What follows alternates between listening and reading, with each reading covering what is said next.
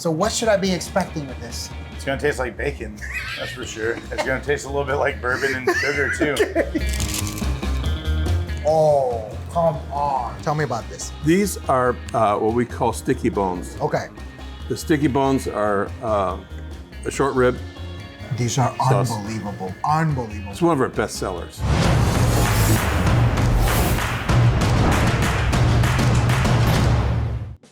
Hey, what's up? It's Luis with America's Best Restaurants, and we travel the country coast to coast to find the places where you need to eat at on a weekly basis. And today, we're at a restaurant called Shady Grove Foods in Long Beach, California. Now, the owner, David, and his team have decided to go back to their roots and shift gears to bring you their barbecue and bayou classics at pop-ups and catering. Why? Because that way they can spread that wealth of flavor in ways that a brick and mortar just simply can't. And look, I can smell the food from here. So come with me and let's get to the grub.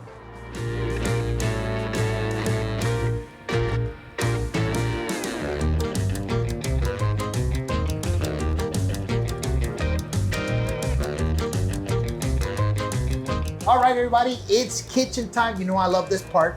We're here with Dennis. So Dennis, what are we making? So we're making a bourbon bacon today. Let's go. Yeah, all right, so I got this thick cut. That's a giant piece. It's a big old piece of bacon, yeah. Okay. That's a thick cut piece of bacon we cure in-house. It takes about four days to make the bacon. 4 days? Of curing, and then you have to smoke it and let it cool for another day. So yeah, and we smoke all of it on red oak. That's what we use here. How much bacon do you go through this whole process? Or I would surmise the pork belly. This is really what you make, and then you cut it in bacon. I would say we go through anywhere, depending on a slow week, 40 pounds a week. A busy week, probably 60 plus. Okay. We sell to a few of the other restaurants around town. We take it with us on our pop-ups as well. Okay. So how long do you sear it on both sides?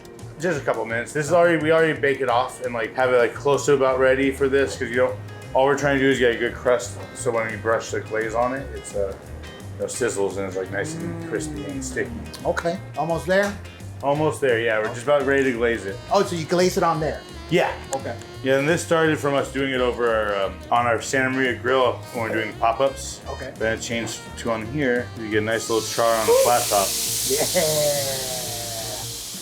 Yeah. Okay, so now's the moment. You teased me like flipping it 50 times. Yeah. Well, now we're ready to go, right? All right. Okay. So what should I be expecting with this? It's gonna taste like bacon, that's for sure. It's gonna taste a little bit like bourbon and sugar too. How do I say this? It's gonna taste like bacon? I mean, it's the thickest piece of bacon you'll probably ever had. So come on. It's gonna have a very strong bacon flavor. Look at that. Unadulterated bacon, pretty much. There we go. Oh, come on. That's unfair. Oh man. Oh my God. Thank you. You're right. Bacon through and through. I'm just gonna call this dinosaur bacon. That bourbon just gives it that sweetness, or that sweet and salty. That's a home run. Oh my God. Thanks. All right, everybody, you know what time it is. We have some incredible food in front of us. This right here is David. David, let's start right here. Tell me about this. This is a Long Beach thing, right? Yeah. Okay. It's kind of a California thing. Okay. Central Coast is where tri-tip was started. Okay. And this is our version of it. We do what's called a reverse sear. We smoke it and then grill it. And the way we got started doing that is we were doing pop-ups for years. And we needed a way to make sure that the consistency was held from 10 in the morning until 10 at night. And we can do that with a tri-tip and a reverse sear. It turns out the same every time. That is fantastic. For the people who don't know what reverse sear is, I know what it is, but can you explain that? It's kind of like, well, for us, it's smoking first and getting it to a temperature that we like, very rare, and then searing it on the grill and bringing it to a mid-rare. And that's reverse searing. A lot of people do it with sous vide, where they'll cook it in boiling water for a period of time and then reverse sear it. But we use a smoker as a sous vide. Got it. So for everything. As opposed to regularly searing, because searing normally, you sear it to lock in the flavors, right? And then you actually cook it for a long time. And you might put it in an oven, you might just put it in the cold part of the grill. This is just so juicy. You can taste the smoke. This is phenomenal. Very tender. Well, tri-tip is actually sirloin. It's the bottom of the sirloin. Fantastic. And we love it. You'd think I'd get tired of it. Well, you love it. I love it too. Yeah. What is this right here, this sauce? Is that our barbecue sauce there? I think it is. Let me give this a shot. Come on. You've been holding out on me. Come on, man. Our barbecue sauce is because we sell bacon by the slice. The ends of the belly aren't good for slices, so we grind it up and put it in our barbecue sauce. It's got the beautiful smoke flavor to it. It's got that nice deep pepper. Oh my God, you've been holding out on me. You were telling me all about it. You didn't even give me a sample. Come on. Well, now you got it. Damn it, I thought we were friends, man. Okay, now this right here. Tell me about this. These are what we call sticky bones. Okay. The sticky bones are a short rib that we reverse sear again, but we use a savory caramel glaze on it. Gives it a little depth of flavor. We also char pineapple and cilantro and green onion into the These are sauce. unbelievable, unbelievable. It's one of our best sellers. People love it. Yeah, no wonder. Just the flavor on this and then the crisp. I wasn't expecting the crisp. Oh, it makes it so much better. And that glaze is ridiculously good. It's nice and rich, but beautiful salt flavor. It's not overpowering. You got the smoke happening in there. There's a home run. Okay, so what is Long Beach style barbecue? Long Beach is one of the most diverse cities for its size, culturally diverse. Large Cambodian population, Vietnamese, Thai, Mexican. The flavor combination in that is closer to the flavors of Long Beach. It's almost a Vietnamese rib, but not quite. We've got our chili garlic sauce in it. We have fish sauce. It's a very unique rib. It is outstanding. I've never had anything like this. I don't even know how to explain it. It's Long Beach. It's unbelievable. That's what it is. It's Long Beach. Long Beach flavor.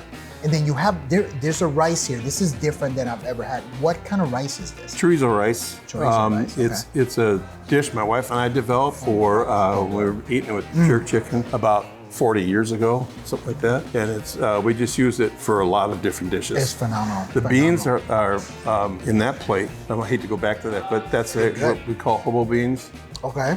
And Eater LA said it's the best side in barbecue. Very different. Again, you got chorizo in it and bacon and the chili garlic sauce. Gives it a lot of different levels of flavor. Correct, yeah. Outstanding. Oh my God. Thank you. Oh my God. My favorite is this one right here. Don't get me wrong. I still love this one, but this one right here, oh. When we first made those ribs, we knew we had what I think is a special dish. It's really close to my heart. So tell me about Shady Grove, because from what I understand, so you've been open, how long have you been open for right now? Couple years here. Couple years? Yeah. But this concept started how long ago? 12 years ago, my son and I started a pop-up and catering business. We mainly worked in the parking lot of breweries. Okay. Because most breweries wouldn't put a commercial kitchen in, so we would park in their parking lot, serve food, and it extends people's time at the brewery, and they'd come for a meal rather than just a beer and leave. Okay, so what made you transition from doing pop-ups to having the brick and mortar? Well, the idea was to have a brick and mortar. We did the pop-ups to do a couple things, develop a following and proof of concept, make sure people liked our food. And it took longer. We thought we'd be 2 years doing the pop-ups, but 10 years later, and COVID, we ended up with the brick and mortar here in Long Beach. So what made you focus on this type of food? Is this, did you grow up cooking? Are you a cook? Is this something that always attracted you? This kind of cooking, especially this kind of barbecue, is what I grew up learning. Flavors of the neighborhood, really. It's not totally invented by us, but we've got a good command of it. It's the flavors of Long Beach. That's fantastic. It truly is. It represents, I was raised in Little Cambodia area. It's now Little Cambodia. It wasn't then. It speaks really volumes to where I grew up. And Dennis. Well, it's phenomenal because I've never had anything like this before. How does it feel to work with your son? Which day? Mainly it's great. Yeah, I like working with my son. I wouldn't trade it. It's been a good experience. There's a certain, I want to say it, you almost lose your son a little bit as a business partner. Then you know, all of a sudden you're back at father's son. But I love it.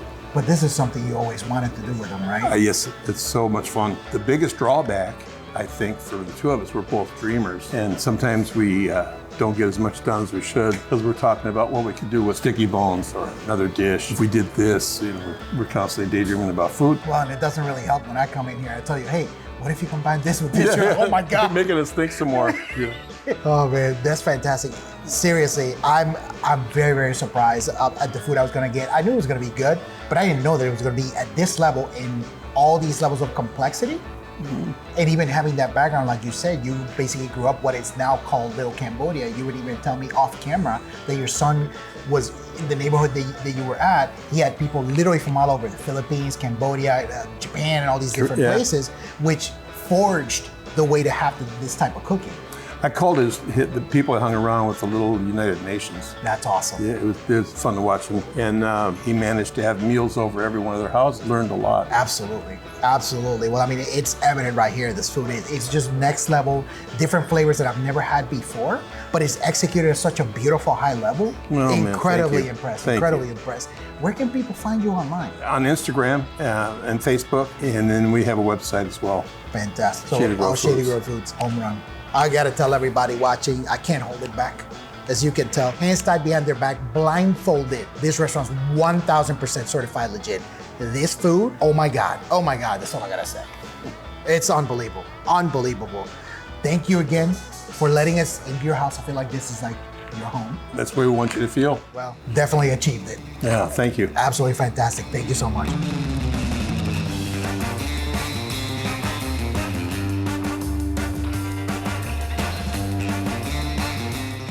Okay, there's nothing shady about Shady Grove Foods. The food here is outstanding. The sticky bones, that was my favorite. That bacon, ginormous, super thin. Probably the thickest bacon I've ever had in my entire life. And the tri-tip, so juicy, so beautiful, the smoke flavor.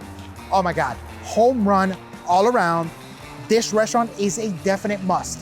When you're in Long Beach, California, you can find a full listing for them on americasbestrestaurants.com. And that's it for us on this episode. I'll see you on the next one.